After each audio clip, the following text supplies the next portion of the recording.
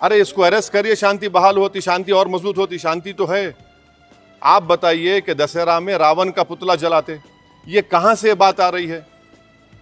हम तो हमारे जो मुसलमानों में जो लोग इंतकाल कर जाता उनको हम दफनाते हैं, जलाते नहीं हम लोग।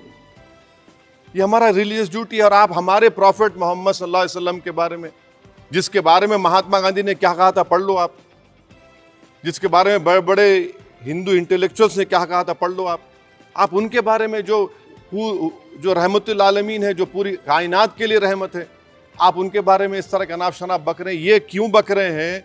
चाहे महाराष्ट्र हो या गाजियाबाद दासना हो, इसलिए कि बीजेपी और सरकार उनके साथ है। अगर कल कोई बोलेगा कि हैदराबाद में मैं प्राइम मिनिस्टर मोदी का पुतला जलाऊंगा या दिल्ली में जलाऊंगा, तो पुलिस कितनी भर देती है, आप रोक देते, आप केस बुक कर लेते आप। यहां पर तो प्रॉफिट मोहम्मद सल्लल्लाहु अलैहि वसल्लम की बात हो रही है।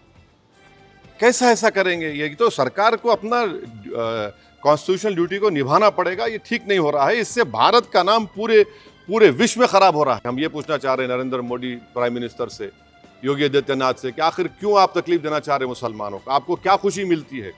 कोई प्रॉफिट मोहम्मद सल्लल्लाहु अलैहि वसल्लम के बारे में अनाप शनाप बकवास बकता है तो आपको खुशी मिलती है क्या? आपको कोई इंटरनल सेटिस्फैक्शन मिलता है क्या? क्या हम भारत के नागरिक हैं तो कानून का इस्तेमाल क्यों नहीं होता है?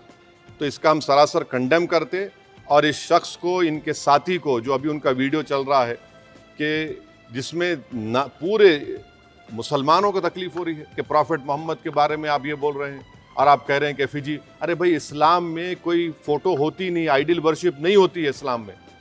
इस्लाम में हम किसी हमारे प्रॉफिट का हो, हमारे खुलफाए राशिदीन का हो, उनका हम फ़ोटो नहीं बनाते, और आप बोल रहे हम उनका एफिजी जलाएंगे।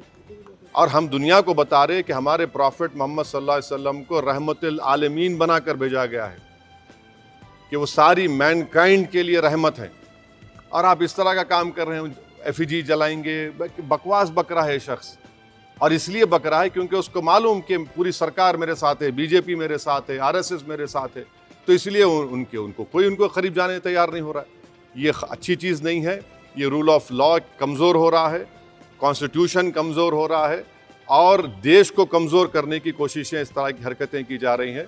तो हमारा डिमांड हमारे प्राइम मिनिस्टर से भी है, यूपी के सीएम से भी है, कि अगर आप बायस नहीं हैं, अगर आप लोग इस शख्स की सपोर्ट नहीं कर रहे हैं, तो इमीडिएटली एक्शन लीजिए, उसको अरेस्ट करिए, अरेस्ट करके उसको जेल को भिजाइए। ये आपका टेस्ट है, आप बायस है नहीं है। अगर आप नहीं करेंगे तो यकीनन आपकी आशीर्वाद से, आप लोगों की एक्टिव सपोर्ट से, ये भारत के 19 करोड़ मुसलमानों के जज्बात को ठेस पहुंचा रहा है। ये ठीक बात